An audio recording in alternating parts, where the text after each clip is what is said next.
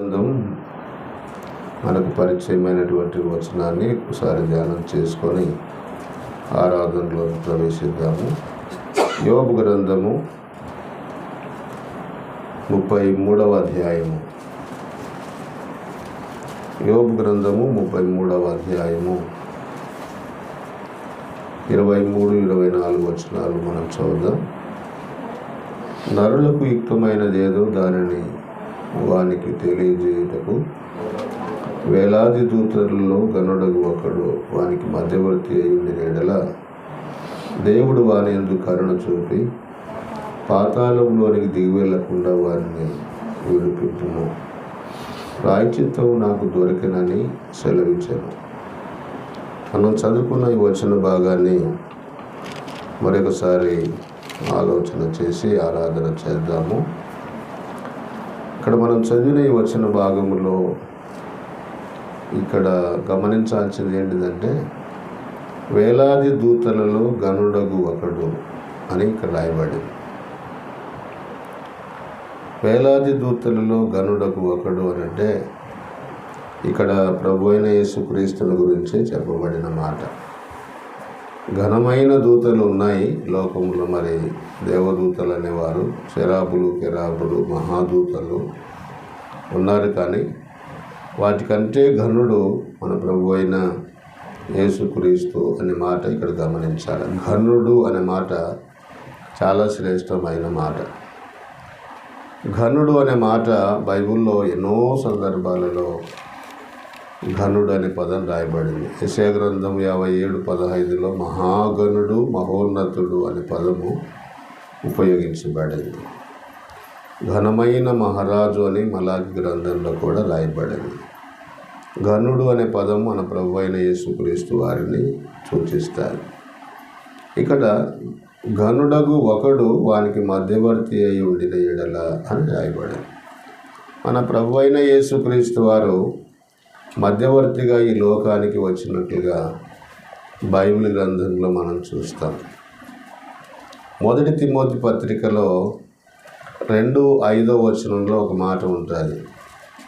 ఏమని ఉంటుందంటే, దేవునికిని నరునికిని మధ్యవర్తి ఒకడే, ఆయన క్రీస్తు యేసు నరుడు అని రాయబడింది. వాస్తవంగా మనం ఇదే యోబు గ్రంథంలోనే చూస్తే గాన మధ్యవర్తి లేడు అనే మాట అనే భావం రాయబడింది. యెషయా గ్రంథంలో కూడా ఒక వచనం 59:16 వచనంలో ఏమని ఉంటుందంటే, మధ్యవర్తి అయి ఉండినేడలా ఎంతో మేలు అనే మాట కూడా రాయబడింది. 59వ అధ్యాయం చూడండి, ఒక మంచి మాట చూపిస్తా. 59వ అధ్యాయం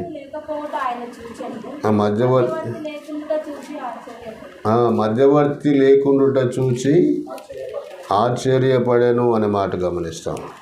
కాబట్టి మధ్యవర్తి ఉండటం అనేది చాలా అవసరం. ఆశ్చర్యపడాను అనే మాట, సంరక్షకుడు లేకపోతే ఆయన చూశాను, మధ్యవర్తి లేకుండా ఆయన చూసి, అంటే నరునికి మానవునికి మధ్యవర్తిత్వం చేసే వ్యక్తి, మధ్యవర్తిగా ఉండే వ్యక్తి చాలా అవసరము అనే మాట మనం బైబిల్ గ్రంథంలో చాలా సందర్భాలలో చూస్తాం. ఆ మధ్యవర్తి తిమోతి పత్రికలో చెప్పినట్ట దేవునికి నరులకు మధ్యవర్తి ఆయన క్రీస్తు యేసు నరుడు. ఎందుకు ఈయన మధ్యవర్తి అని అంటే, లోకానికి లేక మానవులకు దేవునికి మధ్య నిలవదగిన వాడు. పాత నిబంధన గ్రంథములో ఇశ్రాయేలీల పాపాలకు, ప్రధాన యాజకుని పాపాలకు గొర్రెపిల్ల మరి మధ్యవర్తిత్వం అంటే యేసు అందరి పాపాలను ఆ గొర్రెపిల్ల మీద మోపి చీటి వేసి పంపినట్టుగా చూస్తాం.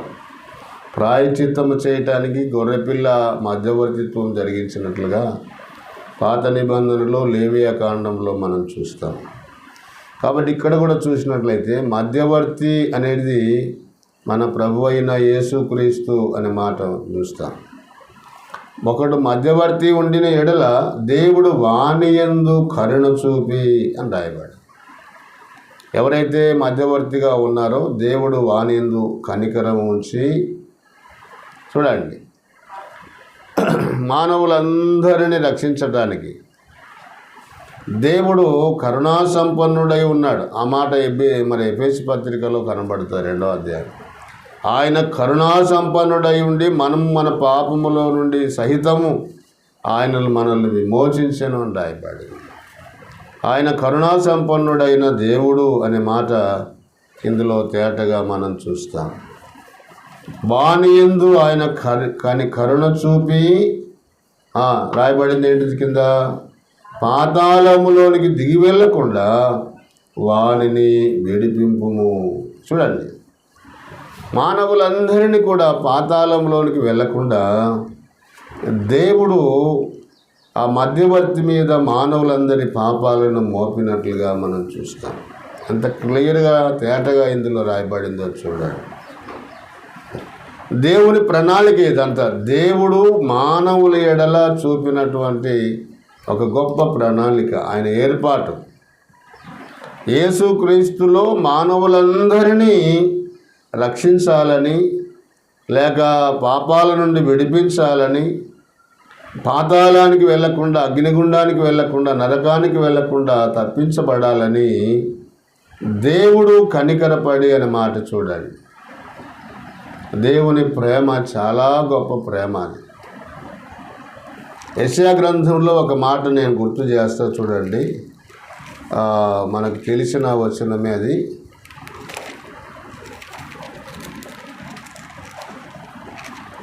ముప్పై 38వ అధ్యాయం 17 నుంచి మనం చదువుదాం. మిక్కుటమైన ఆయాసము నాకు నెమ్మది కలగజేయట కారణమాయను. నీ ప్రేమ చేత నా ప్రాణమును నాశనమని గోతి నుండి విడిపించితివి. నీ వీపు వెనక తట్టు నా పాపములన్నీ నువ్వు పారవేసి, పాతాళమును నీకు స్తుతి కలగదు, మృతి నీకు కృతజ్ఞత స్తుతి చెల్లింపదు అని రాయబడి. ఇక్కడ ఏంటంటే, ప్రేమ చేత నా ప్రాణమును నాశనమను గోతిలో నుండి, పాతాళము నుండి ఆయన తప్పించినట్లుగా మనం చూస్తాం. 19వ వచనంలో సజీవులే కదా నిన్ను అంటే, ఇక్కడ పాతాళంకు వెళ్లకుండా, నాశనము కాకుండా దేవుని ప్రేమ అక్కడ చూపించబడి, దేవుని ప్రేమ, దేవుని కరుణ, దేవుని దయ అనే పదాలు ఈ మాటలు కనబడతాయి. ఆ తర్వాత చివరి పదం చూడండి, ప్రాయశ్చిత్తము నాకు దొరికెనని సెలవించు. ఈ మధ్యవర్తి ఉండడం ద్వారా మానవులందరి పాపాలు తన మీద మోపబడినాయి. ఆ మధ్యవర్తి మీద, ప్రభు అయిన యేసుక్రీస్తు వారి మీద మానవుల యొక్క పాపాలు మోపబడినట్లుగా ఈ భాగంలో మనం చూస్తాం. దేవుడు వాని మీద కనికరపడి అనే మాట చూడండి, ఎంత మంచి మాట. దీనికి మనము గమనించాలంటే, ఆ మధ్యవర్తి ప్రభు అయిన యేసుక్రీస్తు వారి మీద దేవుడు మానవుల యొక్క పాపాలను మోపినట్టుగా. అందుకనే యెషయా గ్రంథం 53వ అధ్యాయంలో ఏముంటుందంటే, యెహోవాకు యేసుక్రీస్తుని నలగగొట్టుటకు ఇష్టమాయను అని రాయబడింది. అంటే దేవుడు యేసుక్రీస్తుని మానవులందరి పాపాల కొరకు నలగొట్టడానికి ఆయన ఇష్టపడినట్టుగా మనం చూస్తాం. కాబట్టి మధ్యవర్తిత్వం చేసిన ప్రభు మనల్ని పాతాళం నుండి, అగ్ని నుండి, పాపము నుండి, నాశనం నుండి ఆయన మనల్ని విడిపించారు.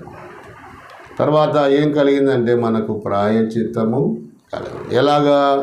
యేసుక్రీస్తు రక్తము ద్వారా, యేసుక్రీస్తు మరణము ద్వారా. ఒక వచనం చెప్పి నేను ముగిస్తా, ఆరాధనలోని ప్రవేశిద్దాము. యోహాను పత్రిక చూడండి, 1 యోహాను పత్రిక 4వ అధ్యాయం 10వ వచనం. 1 యోహాను పత్రిక 4వ అధ్యాయము 10వ వచనం. మనము దేవుణ్ణి ప్రేమించితేమని కాదు, తానే మనలను ప్రేమించి మన పాపములకు ప్రాయశ్చిత్తమైనటకు తన కుమారుణ్ణి, అదేనమాట ఇక్కడ మన పాపములకు ప్రాయశ్చిత్తం. ఈ మధ్యవర్తి చేసిన కార్యం ఏంటిది? ప్రభు అయిన యేసుక్రీస్తు వారు చేసిన కార్యం ఏంటిదంటే, మనకు ప్రాయశ్చిత్తం కలగటం. ఆయన చేసిన మేలేంటిదంటే, మనం పాతాళములోనికి దిగి వెళ్ళకుండా మనల్ని విడిపించటం. బైబిల్ అంటది, ఎఫెసీ పత్రిక 2:1 అపరాధముల చేతను పాపముల చేతను చచ్చిన మనలని క్రీస్తు యేసు ద్వారా బ్రతికించెను, ప్రాయశ్చిత్తం కలిగించెను, విడిపించెను, విమోచించెను అనే పదం కనబడుతుంది. కాబట్టి ఇక్కడ ప్రాయశ్చిత్తము ప్రభు అయిన యేసు క్రీస్తు వారు కలగజేసినాడు. దేనికి అంటే మన పాపాలకు. రక్తం చిందించబడకుండా మానవుని యొక్క పాపాలకు ప్రాయశ్చిత్తము కలగదు, లేదు. కాబట్టి తన కుమారుడే మధ్యవర్తిగా ఈ లోకానికి వచ్చాడు, మానవులకు ప్రాయశ్చిత్తం కలగజేశాడు. ఇంకొక వచనం చదివి ముగింపు చేద్దాం. కొరింథీయులకు రాసిన పత్రిక, 2వ కొరింథీ పత్రిక 5వ అధ్యాయం చూడండి. 2వ కొరింథీ పత్రిక 5వ అధ్యాయము 18 లేక 19వ వచనం చదువుదాం. దేవుడు వారి అపరాధములను వారి మీద మోపక క్రీస్తునందు లోకమును తనతో సమాధానపరుచుకొనుచు. చాలు, ఇక్కడ చూడండి. మన అపరాధములను మన మీద మోపక క్రీస్తు మీద మోపి లోకమును అంటే ప్రపంచాన్ని అంతటిని తనతో యేసుక్రీస్తు ద్వారా సమాధానపరుచుకొనెను.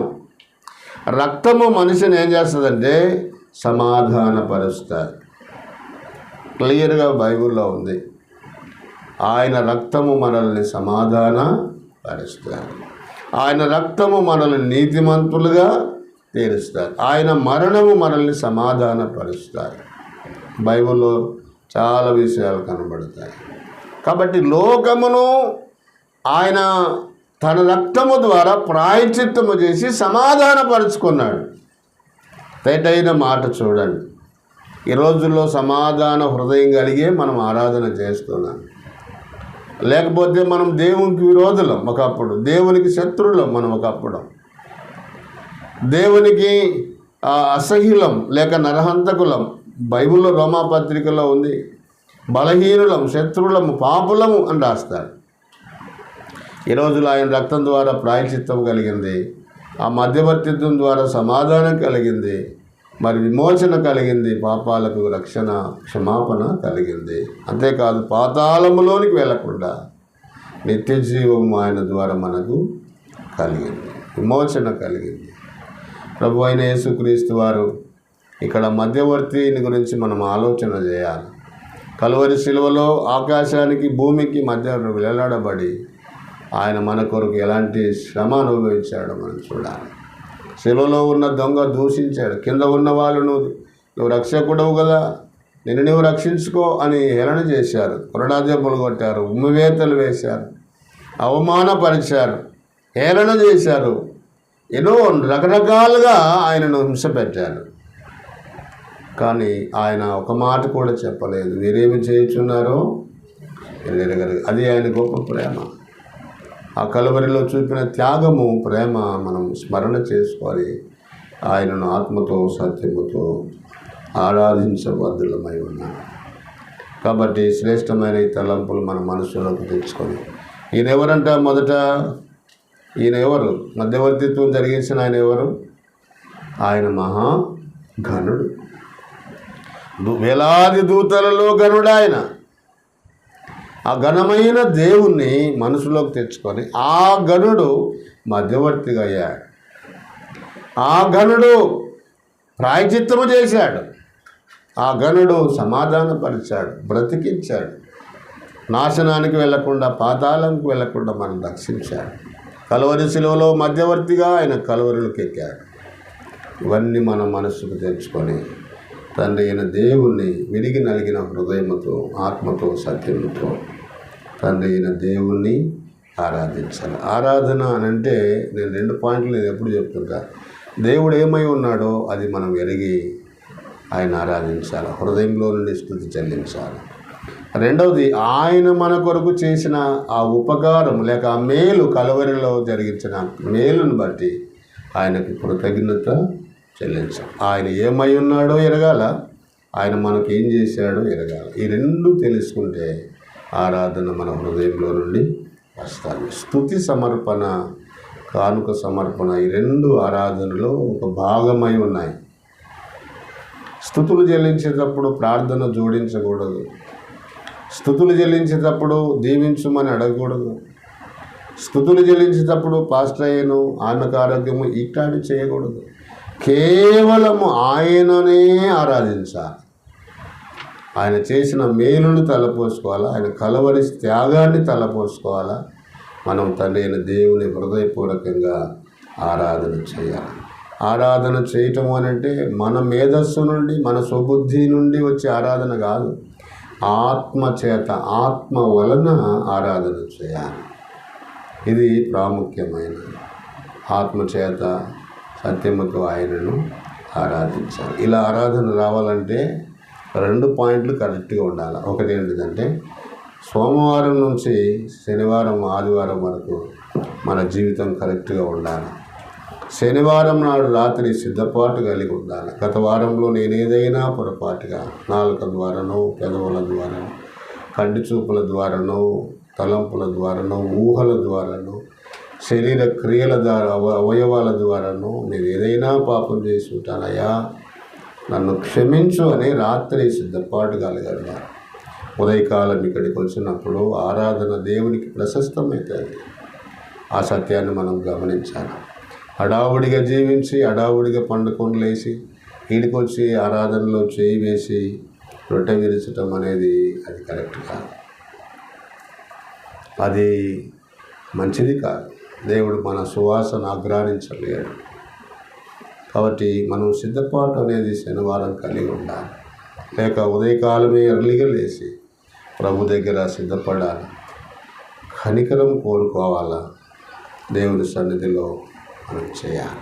ఒక భక్తుడు ఏమంటాడంటే, ప్రతిరోజు ఉదయకాలంగాను ప్రభు సన్నిధిలో ఎక్కువ గడిపితే రాత్రి ఒప్పుకోలు తక్కువవుతాయి.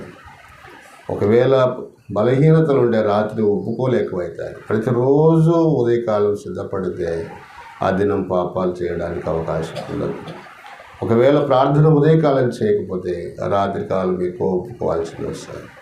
ఇలా ప్రతిరోజు ప్రభు సన్నిధిలో దినదినం గడుపుతూ ఉంటే ఆదివారం నాడు ప్రశస్తమైన హృదయంలో నుండి, అంతరంగములో నుండి ఆరాధన బయటికి వస్తాయి. ఈ విషయాలు మనం గమనించి మనసులో పెట్టుకొని ఆరాధన చేద్దాం.